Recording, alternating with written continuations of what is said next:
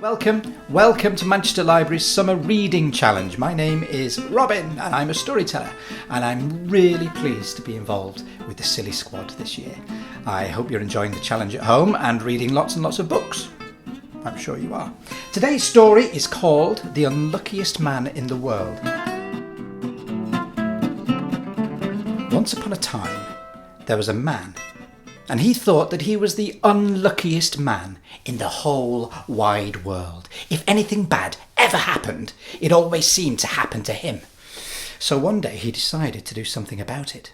He decided to climb all the way to the top of Cloud Mountain, because he knew that at the top lived a wise old woman. And if anyone could tell him why he was always so unlucky, it was the wise old woman. So he set off. He travelled far and he travelled wide, and as he travelled he sang a song, and the song he sang sounded like this. I'm so unlucky, unlucky as can be. I'm so unlucky, there's no luck for me. Hey! And the day came when he reached the bottom of Cloud Mountain. He saw a path wending its way up through the trees, and he followed it. After a while, he heard some growling.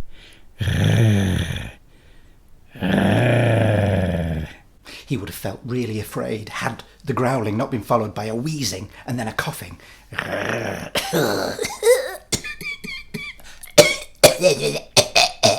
out onto the path stepped a wolf. But it was a rather bedraggled, shabby creature, whose ribs could be seen clearly through his fur.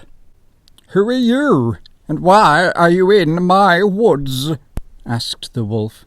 I'm the unluckiest man in the whole wide world, said the man. If something bad ever happens, it always happens to me. But I'm on a quest, you see. I'm going to climb to the very top of Cloud Mountain to see the wise old woman that lives there. Because if anyone can tell me why I'm always so unlucky, it's her. "Oh, I say," said the wolf. "Do you think you could ask her a question for me too, please?" What would you like to know?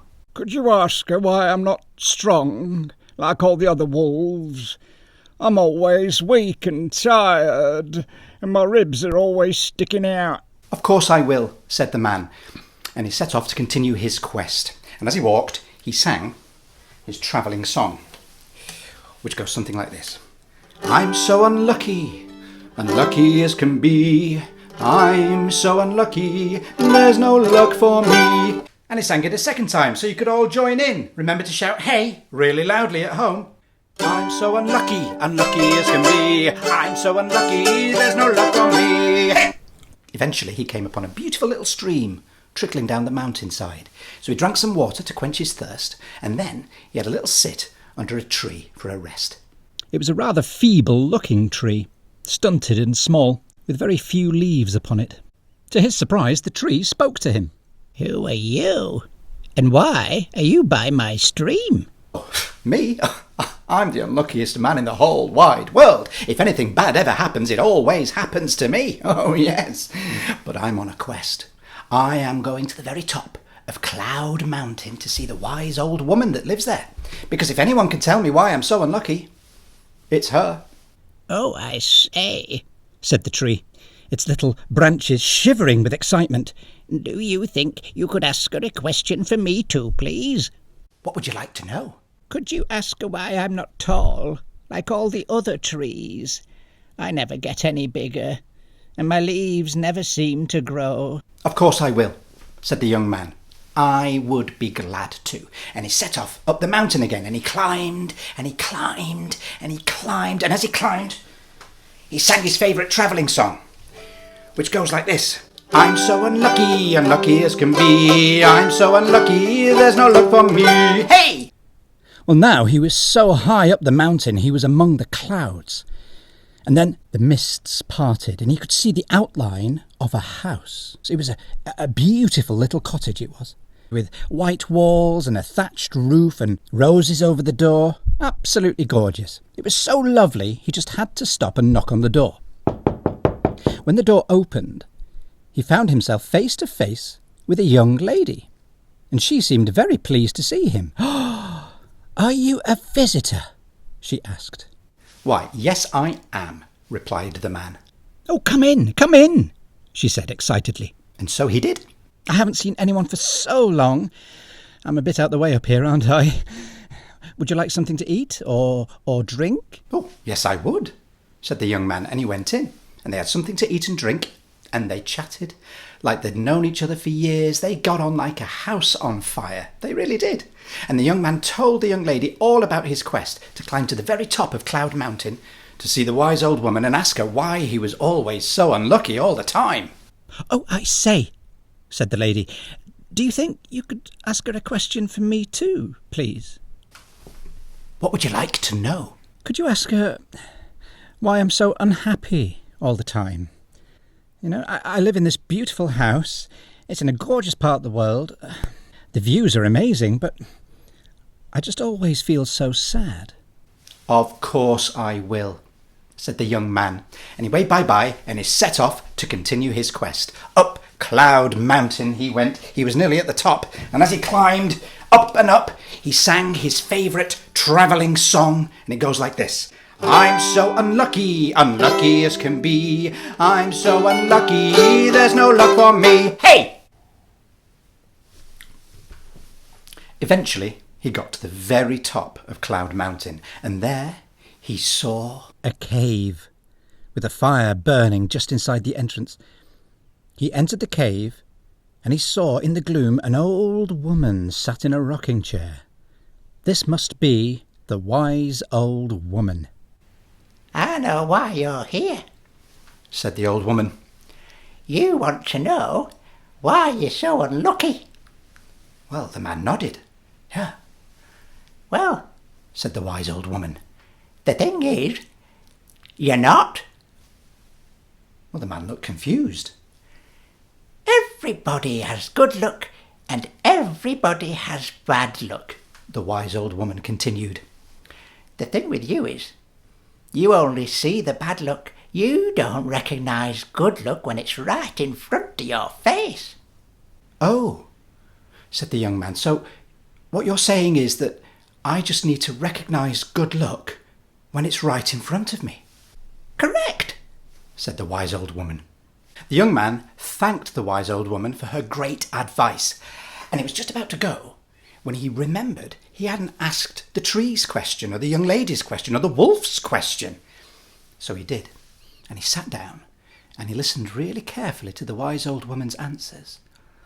And then he thanked her again, and he went back down Cloud Mountain, a big smile on his face. Oh, he felt so much better. He felt so much better that he sang a new song. Very, very different song to the previous one, and it goes like this. I am so lucky, lucky as can be. I am so lucky, lucky's there for me.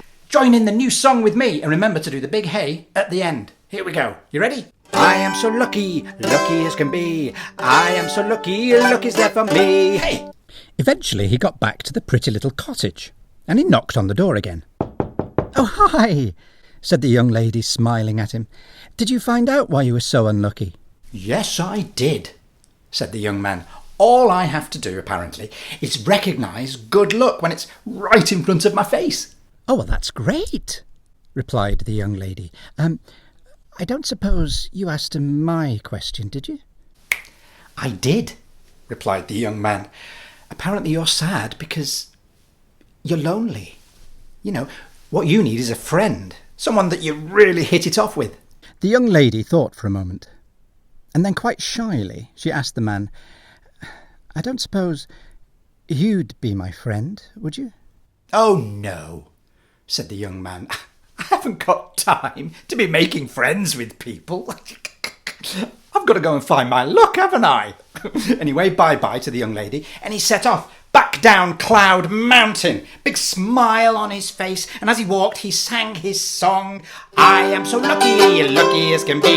I am so lucky, lucky's there for me. Hey! Eventually he worked his way back down to the beautiful little stream and the very sick-looking tree. Oh, hi, said the tree. Did you find out why you were so unlucky? Yes, I did, replied the young man. Apparently all I've got to do is recognise good luck when it's right in front of my face. Oh, that's great, replied the tree.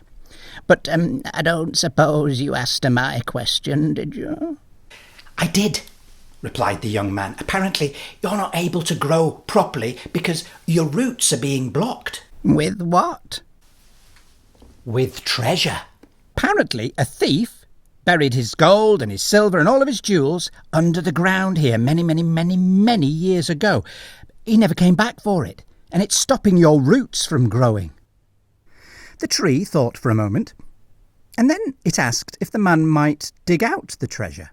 You can keep it, said the tree. I have no need for treasure. Oh, no, said the young man. I haven't got time to go around digging things up. I've got to go and find my luck, haven't I? And he set off back down the mountain. And as he went, he sang his favourite travelling song, his new one, and it goes like this. I am so lucky, lucky as can be. I am so lucky, luck is there for me. Sausage. Hey. Eventually the young man found himself almost at the bottom of the mountain, back in the woods again, and there, by the side of the path, was the wolf. Oh, hi, said the wolf. Did you find out why you were always so unlucky? Yes, I did, replied the young man. Apparently, I've just got to recognise good luck when it's right in front of my face. Oh, that's great, replied the wolf. I don't suppose you asked my question, did you?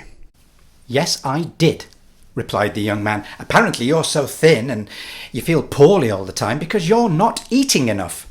So what should I do? Yes, what was it? Yes, she said that you should eat the first silly person that crosses your path. And so it did. The end. What a silly man. You'll never catch me being silly like that. Well, I hope you enjoyed my story. I'll see you next time. Bye-bye.